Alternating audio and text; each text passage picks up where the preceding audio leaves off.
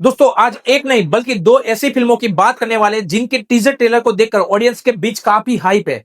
एक तरफ है आवारापन 2 और दूसरी तरफ है नानी की द पैराडाइज। लेकिन दोस्तों इन दोनों का टीजर ट्रेलर देखने के बाद मेरे मन में दो बिल्कुल अलग रिएक्शन आए। आवारापन 2 को देखकर लगा कि भाई ये ट्रेलर इतना छोटा क्यों है, और द पैराडाइज को देखकर लगा भाई ये टीजर इतना ब्रूटल क्यों है। तो चलिए फटाफट डिटेल्स में बात कर लेते हैं। मैं हूं आपका होस्ट चिराग पटेल और आप देख रहे हैं रील बस चिराग चैनल। अगर आपने अभी तक चैनल को सब्सक्राइब नहीं किया है तो जरूर कर लेना। तो गाइस सबसे पहले बात करते हैं इस साल की मोस्ट अवेटेड फिल्मों में से एक आवारापन 2 की।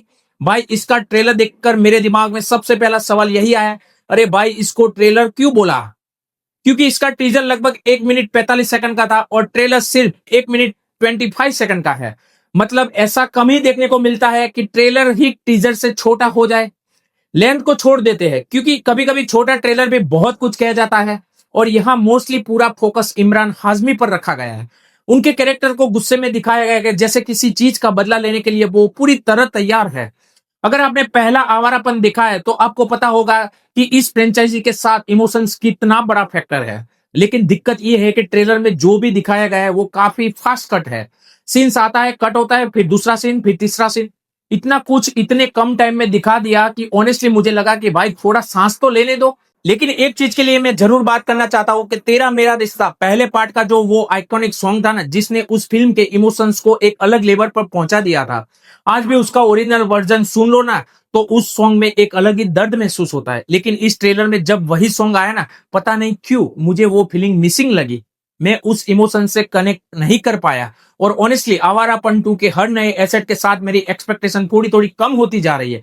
क्योंकि मुझे आज भी याद है जब इस मूवी का सिर्फ अनाउंसमेंट हुआ था ना, तब लोग लिटरली पागल हो गए थे। इतनी हाइप थी कि हर कोई बस यही चाहता था कि आवारापन वापस आए।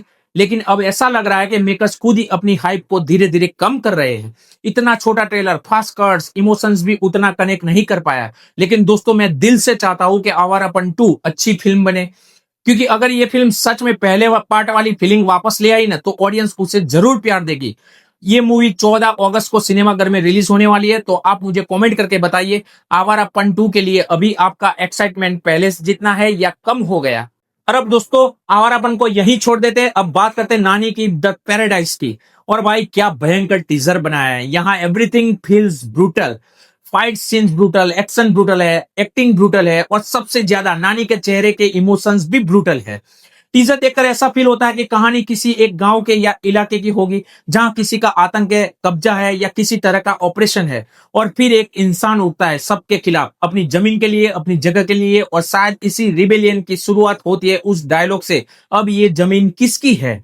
और अगर मैं टीजर को देखकर अंदाजा लगाऊं ना तो शायद ये एक ऐसे रिबेल की स्टोरी हो सकती है जो सिर्फ खुद नहीं लड़ेगा बल्कि पूरे गांव या पूरे इलाकों को, लोगों को अपने साथ खड़ा करेगा और फिर अपना खुद का पैराडाइज बनाने की कोशिश करेगा। बाकी स्टोरी क्या है वो तो फिल्म आने के बाद ही पता चलेगा। लेकिन टीजर आउटस्टैंडिंग। मैंने इससे पहले ओरिजिनल लैंग्वेज में सबटाइटल के साथ देखा, और ऑनेस्टली ओरिजिनल में देखने का अपना ही अलग ही मजा है। लेकिन फिर मैंने हिंदी वर्जन में देखा सिर्फ कंपेयर करने के लिए, और भाई हिंदी डबिंग भी काफी अच्छी लगी। गूज़बम्प भी वहां कम नहीं हुए, और वो नजर उतारने वाला सीन भाई too much good. The paradise की सबसे बड़ी स्ट्रेंथ मेरे लिए फिर से नानी है।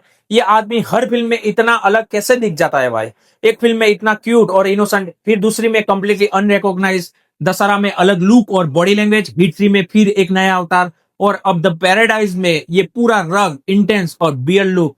और यही चीज मुझे नानी में सबसे ज्यादा पसंद आती है, वैरायटी। सिर्फ लुक बदलना नहीं, उस लुक के साथ एक्टिंग को भी बदल देना। और जब कोई एक्टर हर फिल्म में आपको एक नया वर्जन दिखाए ना तो नेचुरली अपने आप अगली फिल्म देखने का एक्साइटमेंट और बढ़ जाता है। और हाँ, एक नाम नोटिस किया मैंने, राघव जुएल को।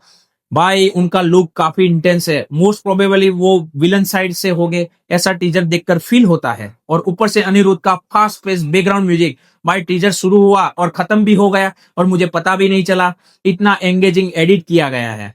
एडिटर के तौर पर नवीन नूली का नाम देखा और फिर याद आया कि ये दशहरा, विपुरक्षा और लकी भास्कर जैसी फिल्मों को एडिटिंग कर चुके हैं। तो एडिटिंग डिपार्टमेंट में भी भाई काफी सॉलिड लग रहा है। और सबसे अच्छी बात, फाइनली इस फिल्म को रिलीज डेट मिल चुकी है 24 सितंबर 2026 को। अब बस उम्मीद यही है कि भाई इस बार पोस्टपोन मत करना।